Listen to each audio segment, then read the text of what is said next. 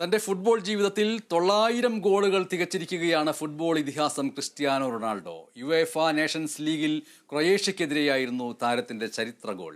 മത്സരത്തിൽ 1-2 ഗോളുകൾക്ക് പോർച്ചുഗൽ ജയിച്ചു.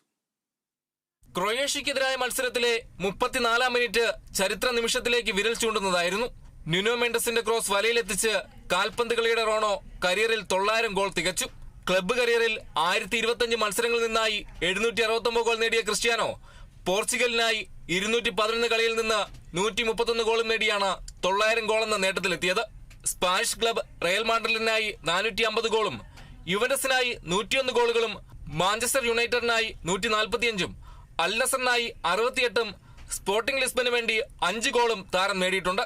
ഏറ്റവും കൂടുതൽ അന്താരാഷ്ട്ര ഗോളുകൾ നേടിയ താരമെന്ന റെക്കോർഡും ക്രിസ്ത്യാനോ റൊണാൾഡോയുടെ പേരിലാണ്. അർജന്റീന സൂപ്പർ താരം ലയണൽ മെസ്സിയാണ് ഗോൾ നേട്ടത്തിൽ പിന്നിലുള്ളത്. 859 ഗോളുകളാണ് താരത്തിന്റെ നേട്ടം.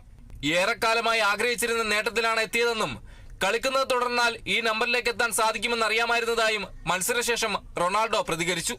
Sports desk, Kerala vision news.